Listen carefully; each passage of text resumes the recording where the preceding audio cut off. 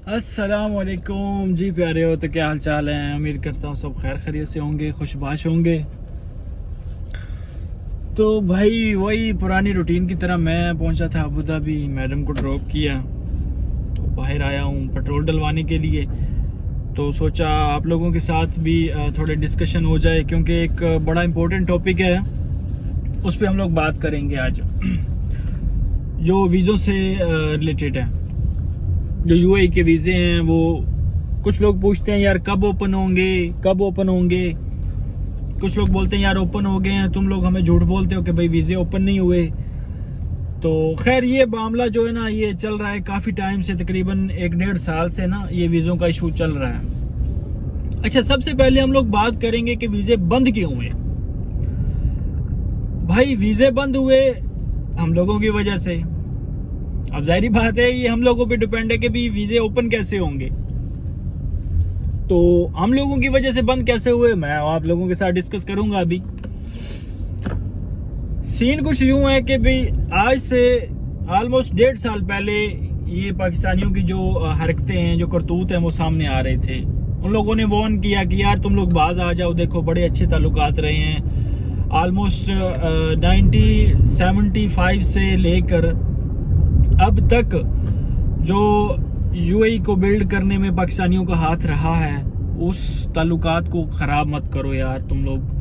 Even social media पे उन लोगों ने वार्न किया, ठीक है। और जहाँ के जो एम्बेसडर हैं उसने जाके पाकिस्तान में इस चीज़ को बोला कि यार तुम लोग अपने अवाम को थोड़ा एजुकेट करो, उनको बोलो कि यार ये चीज़ जो है ना, जिस कंट्री में आप लोग रहते हो उसके रूल्स फॉलो करो, ठीक है। तो तुम लोग सेफ फील करोगे। ज़ाहिर बात है यार, हर बंदा जो मतलब किसी भी कंट्री का है ना, तो वो ये नहीं बोलेगा कि भाई दूसरी कंट्री से बंदा आके मेरी कंट्री में जो गंद फैलाए या वो उसके रूल्स जो उसके लॉ है वो तोड़े। नहीं, ऐसा कुछ भी नहीं है। इवन यहाँ का जो कोई लोकल बंदा भी होगा ना, तो वो आपको बोलेगा कि भाई रूल फॉलो करो, ठीक है, स्ट्रिक्टली बोलेगा। तो आपको रूल फॉलो करने पड़ेंगे। क्यों? क्योंकि भाई उनकी कंट्री है, हम लोग उनकी कंट्री में रह रहे हैं। और इवन मैं ये समझता हूँ कि ये हमारी सेकंड होम कंट्री है। जाहिर बात है भाई, हम लोग यहाँ से अपना रोजी रोटी कमा के अपने मुल्क भेज रहे हैं, अपने घर वालों को पेट पाल रहे हैं, ठीक है। तो हमें तो भाई इसकी इज्जत करनी चाहिए और इसके कानून को फॉलो करना चाहिए। खैर भाई पाकिस्तानियों ने ना, उन्होंने काफ़ी वार्न किया, लेकिन इन लोगों ने ना अपनी हरकतों से बाज आने से ना मना कर दिया कि भाई हम लोग तो बाज आने वाले नहीं हैं। उन्होंने क्या किया, उन्होंने कहा कि भाई तुम लोग बाज ऐसे नहीं आओगे, तुम लोगों के वीज़े ही बंद करेंगे। अब हरकतें क्या थी? 2 नंबरी, फेक ऑफिस बनाना, ठीक है, बैठ के आवाम को लूटना, भले बंगाली है, इंडियन है, पाकिस्तानी है, कोई भी है, उसको लूटना, वीज़े का लालच देना, फेक इंटरव्यू ले लेना, एक बिल्डिंग में जाके अपना ऑफिस बनाना, उस पर फेक हर चीज़ लगा के बैठ जाना। तो बस ऑनलाइन बुलाना आवाम को कि भाई हम लोग जॉब्स दे रहे हैं, तुम लोग आओ। तो आके भाई जब भी मेरे साथ खुद हुआ, मैं 2 दफ़ा जाके इंटरव्यू के लिए गया, तो पैसे दिए, उन्होंने कहा कि भाई ठीक है। इस्लामाबाद की थी एक लेडी, उसने ऑफिस बनाया, तो बोलती है कि भाई आ जाओ हम लोग इंटरव्यू लेंगे। खैर इंटरव्यू दिया, बड़े सब्ज बाग खाए, इतनी सैलरी है, ये है, वो है, पिकअप है, फलाएं ढिमकाएं। आखिर में क्या हुआ, तकरीबन 1 हफ्ते के बाद मैं जब फ़ोन नहीं उठा रहे थे तो वहाँ पे गया, तो भाई ऑफिस ही बंद। उसने कहा कि भाई यहाँ पे तो कुछ रहता ही नहीं है। ये तो हालात हैं। फिर ऊपर से भीख मांगना। अब ये जो बीमारी है ना भाई, ये पाकिस्तान के तकरीबन हर कोने से बंदे ने आके यहाँ पे की है। इवन रिसेंटली मैं दुबई मॉल की बात कर रहा हूँ, ठीक है। दुबई मॉल में मैं गया तो वहाँ पे एक पाकिस्तानी था, तो मुझे देख के बोलता कि सर मैंने रात से कुछ खाया नहीं है, मैं ना कुछ पैसे दे दो तो मैं खाना खाना चाहता हूँ। मैंने कहा ठीक है। मैंने कहा पैसे तो मेरे पास नहीं है, मतलब कैश नहीं है, मेरे पास कार्ड है, तो चलो तुम दुबई मॉल अंदर चलो। मैंने कहा, वो पार्किंग में खड़ा था, मैंने कहा तुम अंदर चलो, वहाँ पे तुझे कैफेटेरिया फूड कोर्ट है, कुछ भी खाना है मुझे बता, मैं तुझे खिलाता हूँ। तो अब मैं उसको बोल रहा हूँ कि अंदर आ, मैं तुझे खाना लेके देता हूँ यहाँ से। तो अब उसने मना कर दिया। अब उसको ये था कि चलो कोई 10-20 देगा, मेरा निज़ाम चल जाएगा। तो भाई तुझे खाना खाना है, तू 10-20 छोड़, तू 50-100 का खाना खिलाता हूँ मैं तुझे, अब मेरे पास नहीं है कैश। और जब मैंने उसको इतनी बात बोली तो वो भाई वो पार्किंग से ही गायब। मतलब ये तो हालात हैं इनके। और ये सबसे बड़ा जो इशू है वो यही है, भीख मांगना। जो पाकिस्तानी आगे यहाँ पे भीख मांगते हैं, इसकी वजह से उनकी रेपुटेशन ख़राब हुई। उन्होंने बोला कि भाई ये काम मत करो, ठीक है, तुम लोग पहले भी बड़े पंगों में इन्वॉल्व हो, जाहिर बात है, 2 नंबरी, फ्रॉड, धोखाबाजी, उसके बाद नशे सेल करना, पाकिस्तान से लेके आना, खैर ये सब चीज़ें चल रही थी। बीच में ये पंगा पड़ गया कि भाई भीख मांगो। इवन के सऊदीया वालों ने भी बैन कर दिया था हज उम्रा बीच में कि भाई ये लोग ये हरकतें करते हैं। और खैर खाली पाकिस्तानी नहीं है, इसमें इंक्लूड है इंडियन, बांग्लादेश, पाकिस्तानी, हर बंदा इंक्लूड है इसमें।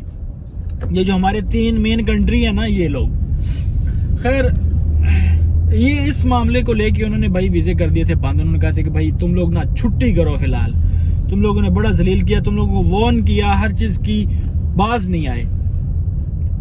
खैर मेरे साथ 1-2 हादसे हुए थे, मैं ड्राइवर लेके आया था, मैं वो अभी इस वीडियो में डिस्कस नहीं करूंगा, वीडियो बहुत ज़्यादा लंबी हो जाएगी, तो मैं इंशाल्लाह नेक्स्ट पार्ट में वो चीज़ कवर करूंगा कि भाई मेरे साथ क्या हुआ। मेरे साथ काफ़ी पंगे हुए, मैं आप लोगों के साथ शेयर करूंगा।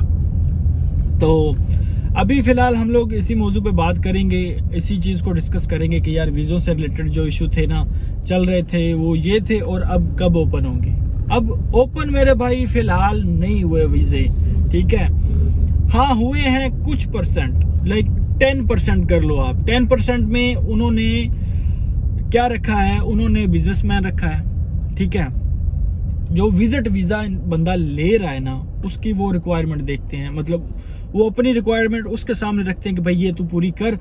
उसमें बैचलर्स की डिग्री, ठीक है, मिनिस्ट्री ऑफ फॉरेन अफेयर से आपकी अटेस्टेड हो, हायर कमीशन एजुकेशन से आपकी अटेस्टेड हो, यूएई एम्बेसी से आपकी जो डिग्री अटेस्टेड हो इस्लामाबाद से, ठीक है। तो उसके बाद जाके फिर वो रिकॉर्ड देखते हैं आपका कि भाई इसका रिकॉर्ड क्या है बंदे का। अब जारी बात है, टाइपिंग वालों ने क्या करना है, वीज़ा आपका टाइप कर देना, ठीक है। टाइप करने के बाद मेन प्रोसेस होता है इमिग्रेशन का।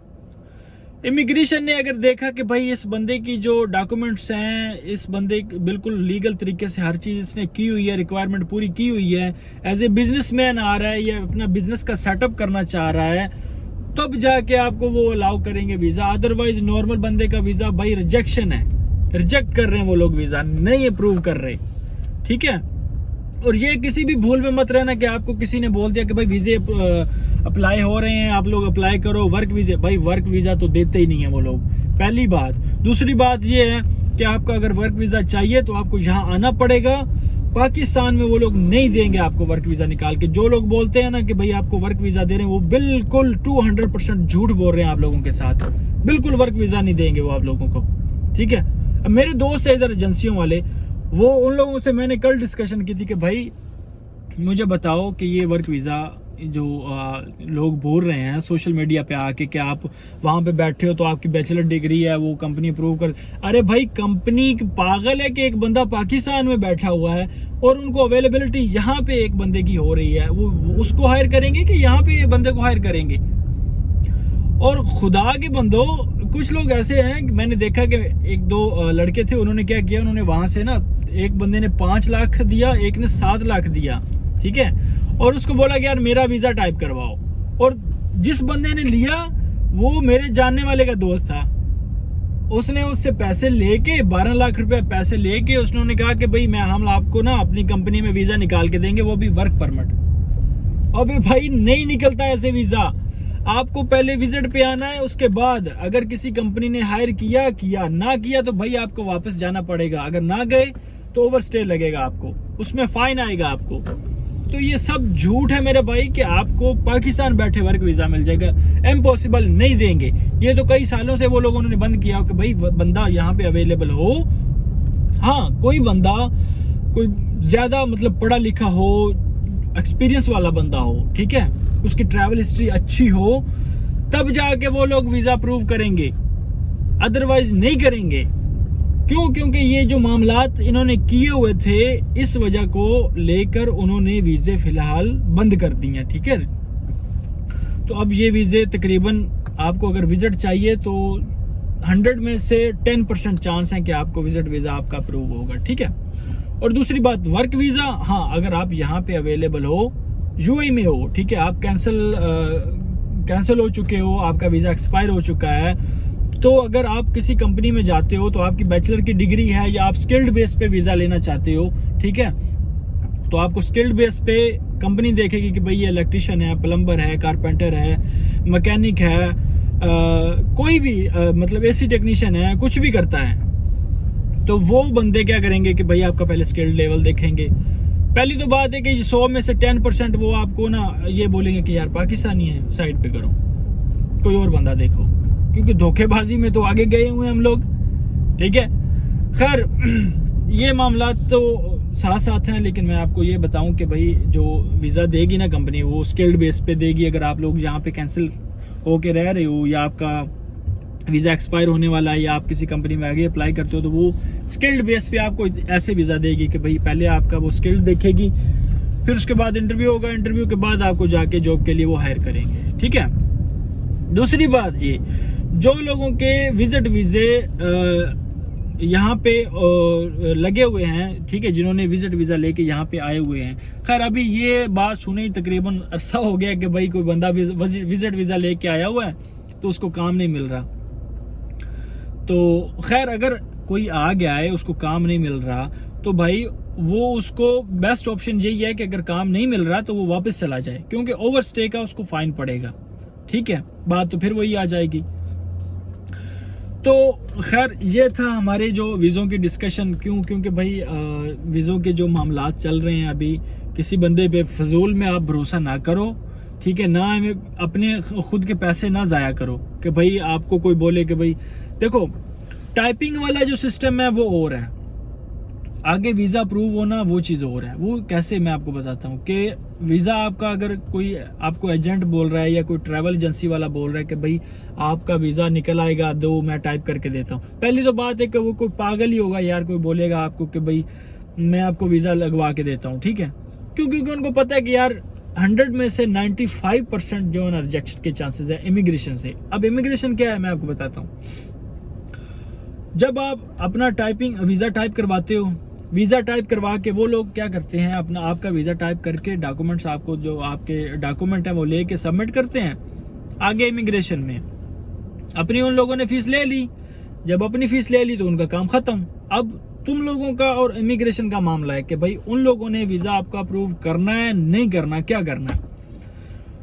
उसके बाद जाके जब जाहिर बात है, अब जब वीज़ा का इशू चल रहा है तो इमिग्रेशन तो वो बोलेगी कि भाई नहीं, इसको रिजेक्ट करो।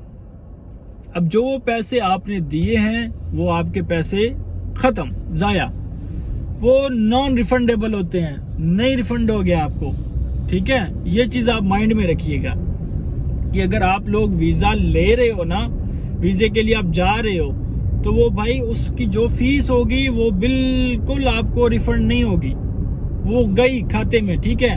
क्यों?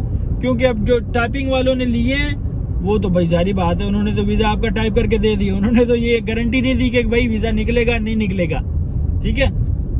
तो ये काम मत करें। फिलहाल के लिए ये सिचुएशन चल रही है, बड़ा क्रिटिकल इशू है, बड़ा ये जो मामला है ना बड़ा खतरनाक हुआ है एक किस्म का। अब जारी बात है वो वजह भी वो हम पाकिस्तानी भाइयों की ही हैं, ठीक है। अब क्या बोले बंदा इनको। तो खैर मेरे भाई आप लोग फिलहाल ये जो मैंने आप लोगों के साथ इन्फॉर्मेशन शेयर की है, मेरे हिसाब से मैंने कोई इसमें झूठ नहीं बोला, ना किसी को मैंने गलत गाइड किया है कि भाई ऐसे करो वैसे करो, फलां एजेंट के पास जाओ। कोई फ़ायदा नहीं किसी के पास जाने का, ठीक है।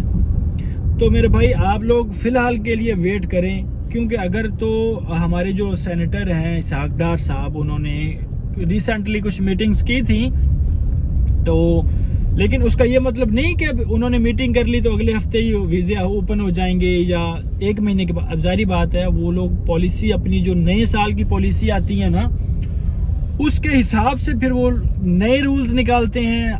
वीज़ों की जो चेंजिंग्स होती हैं हर कंट्री के लिए वो अलग अलग रूल्स बना लेते हैं कि भाई इस बंदे को इतने वीज़े या उतने वीज़े या जो भी उनका वो उनका मैटर होता है। लेकिन हर साल यहाँ पे कानून चेंज होता है, हर साल।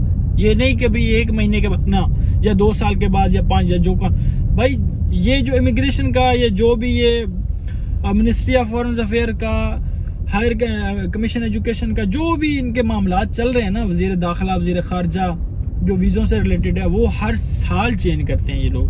कुछ फीसें बढ़ा देते हैं, या अभी देखो ना कि उन लोगों ने क्या किया कि अभी पासपोर्ट पे एक इकामा लगता था, उन लोगों ने ख़त्म कर दिया। ठीक है, अब आईडी में ही आपका सब कुछ है, जो आप जहाँ पे भी जाओगे आप आईडी पंच करो, आपका सब इंफॉर्मेशन आ जाएगी। तो मेरे भाइयों थोड़ा सा ना ये लूटने वालों से सेफ रहो। फिलहाल के लिए वीज़े जो बंद हैं, आप अगर वीज़ा अप्लाई करोगे तो आपके रिजेक्शन आएगी। तो बेहतर यही है कि आप लोग अगर तो पाकिस्तान में हो तो वहाँ पे कुछ छोटा मोटा कर सकते हो तो करो, नेक्स्ट साल तक इंतज़ार करो। इस साल तो इम्पॉसिबल है कि आपको यहाँ पे आओ तो आपको वर्क वीज़ा मिल जाएगा। ठीक है, तो बाकी वीडियो काफ़ी लंबी हो गई पता है, तो मैं भी अब पार्किंग में आ गया हूँ। थोड़ा मैं वीडियो भी बना रहा था तो मैं घूम भी रहा था। खैर लाइट जला लूँ, दिख भी जाऊँ मैं आप लोगों को। खैर ये हमारी इन्फॉर्मेशन थी आज की, ये थी आज की हमारी वीडियो। तो उम्मीद करता हूँ आप लोगों को इस वीडियो से कुछ सीखने को मिला होगा।